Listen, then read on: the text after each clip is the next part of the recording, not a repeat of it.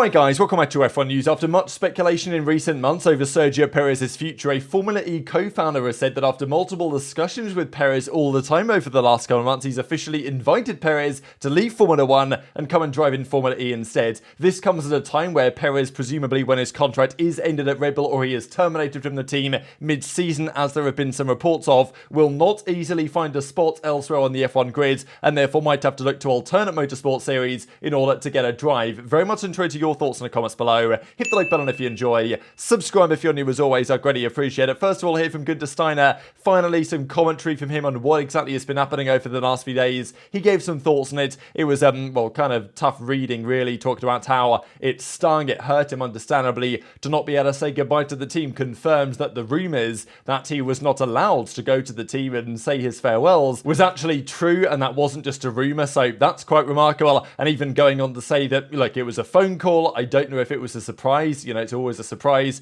Gene owns the team. He can do what he wants. It's his decision at the end of the day. Going on to say that he learnt about this between Christmas and New Year, spoke to Gene on the phone, as of course it always is, not allowed to say goodbye, and plans to take some serious time away. He says that he would definitely take a step away from F1 for several months after this departure. It's been a tough 10 years. I have a lot of things to do, lots of cleaning up to do at home. I think he talked about his daughter and stuff like this as well. Staying in Formula 1 just to do a job isn't something that I want for me. I got the news between Christmas and New Year. So what's next for Steiner? Big questions on that. Look, massive personality. Netflix very much liked having him as part of Drive to Survive. That will not be the case for the time being unless they can find something else to do with him. But there's also been some thoughts the other way. Even I think Toto Wolff commented on it and said that it's about finding the right personality for the job. And even Christian Horner, I thought, was an interesting statement. He well, worked with Steiner briefly back in the Red Bull days, in the early days when, you know, well, Christian Horner looked like on the left-hand side of it. He says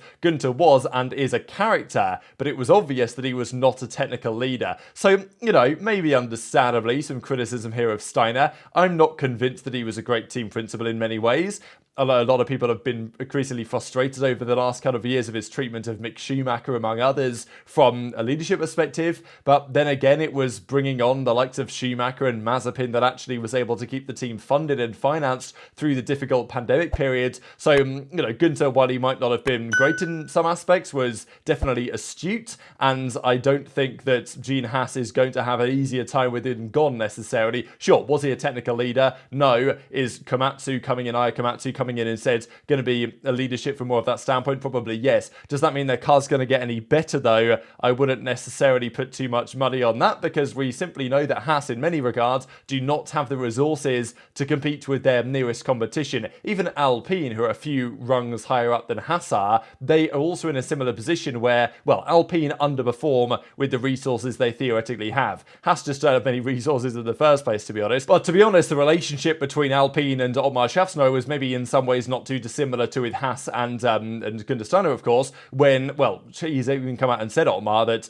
Alpine were naive on their unrealistic success timeline. They were telling him, no, we want to win in 3 years, we want a championship in this amount of time, and he was saying, look, we don't have the funding for that, we don't have the resources for that, these teams are too far ahead, we're not making the progress, we're not making the signings, you know, we're not improving in these certain ways to make that happen. And Alpine said, all right, well, if you don't believe we can achieve it in 3-5 years, then we're going to get rid of you and get somebody else in instead. That's my read on the situation.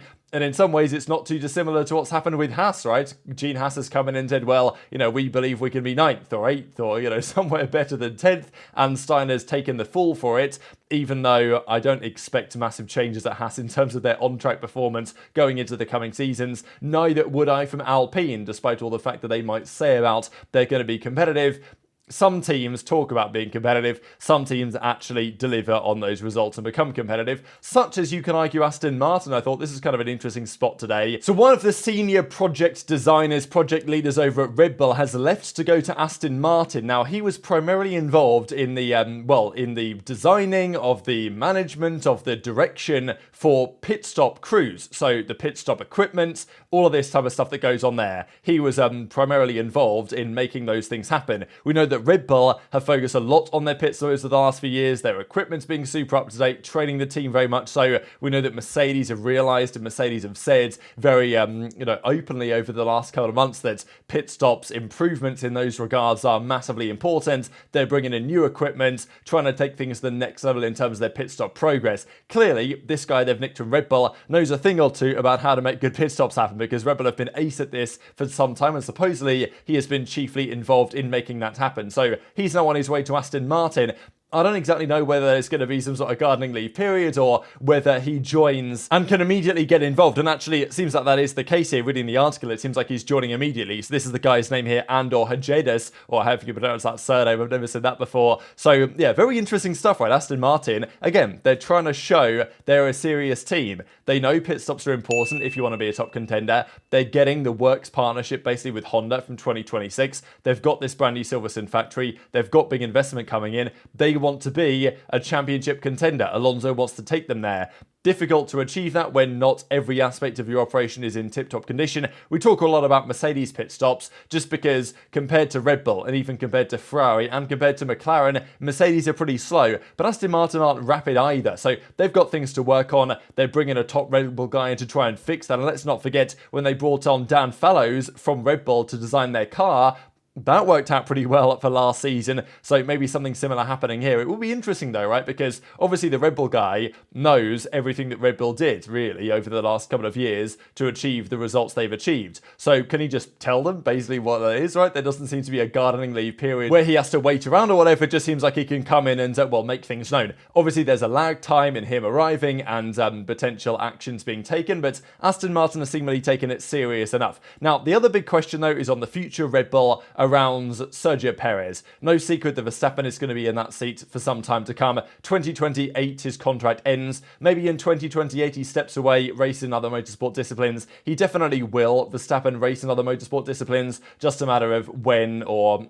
if it will happen sooner or later than his current timing suggests. But Sergio Perez will not be in that Red Bull seat for too much longer. I think that it's a massive surprise to many, including myself really, that Perez is still in that seat after a couple of, very underwhelming years. There were rumours that he was going to be ousted last season. There were even very recent rumours that Daniel Ricciardo has a clause in his contract that says that if Sergio Perez doesn't perform and therefore is dropped from the team mid-season, implying that it's definitely on radars or on Red Bull's radar to do exactly that, then Ricciardo would be the man to be brought up and he would have a tripling of his salary. Something like that. There was a rumour about it. The Red Bull are very much prepared for the eventuality that if the RB20 is a very good car, which it will be, but isn't as competitive relative to the opposition as the RB19 was, and if Perez is again qualifying way down the order, they might have to take action, and that would involve getting rid of Perez. Now, in the event which that occurs, where does Perez go? What does he do? This comes at an interesting timing, really, this discussion, because the Mexico City E-Prix is on this weekend, with actually Pascal Wehrlein, who formerly drove for Sauber back in the day, I'm pretty sure, is on pole for this race tomorrow. But during the whole weekend, of course, it's in Mexico, so lots of talk about Sergio Perez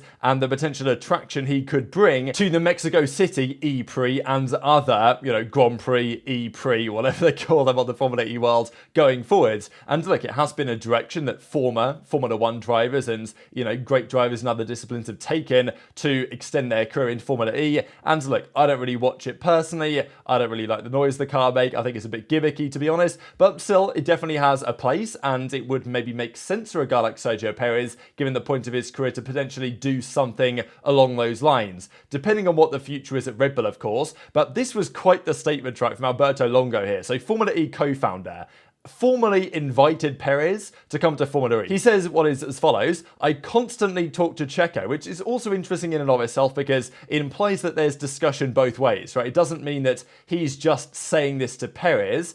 It feels to me that he's saying this in potentially some knowledge of what Perez is saying to him, because Perez isn't an idiot, right? He knows what the situation is. Sure, he wants to maintain his seat at Red Bull, but I think even Perez probably realizes this is likely his last year. He might get half a year. He might get 2 months. I don't know, in this Red Bull car, if the rumors are to be believed. But if he gets a whole season, that's probably it. Once his contract is over, almost certainly Red Bull go a different way. Unless Perez really turns it around, which is just so doubtful given Verstappen's dominance, the fact that right now, like, the car next year will be designed more and more towards what Verstappen could get the most out of, which is, not what Perez can get the most out of, based on the evidence we've had for the last couple of years. So, Perez probably knows that this is his last year at Red Bull. So the question is then what's next? And potentially based on discussions he's had with Alberto Longo here, I believe Spanish individual who I think was at the University of Sevilla and now is obviously working in, well, Spanish speaking at the very least, working in the Formula E side, speaks of Perez a fair bit and says the following: Formula E is your home. It will have its doors open and it is welcome, which is, quite the statement really to make. I mean, it's quite the quote. Sure, it's out of context to some extent, but still, telling Perez, look, Formula E is your home, it's your new home, it's where you belong, it's where you should come along to, kind of implies that from both sides, there's, a belief that that is potentially in Perez's near future. And obviously there's also been great memes such as the following: get ready to learn attack mode. But if you guys don't know what attack mode is, it's an interesting like Formula E kind of gimmick thing really, where instead of DRS or stuff like this, you can go through basically a longer extended loop. It's kind of like in MotoGP when they have the extended parts of the track that you have to drive through if you have a penalty or something. It's a similar story here. You drive through a longer part of the track, lose a few places, but then have more power to then attack for the next few laps. So, maybe Perez will have to learn this. It's kind of the get ready to learn Chinese buddy meme, isn't it? But it's here with,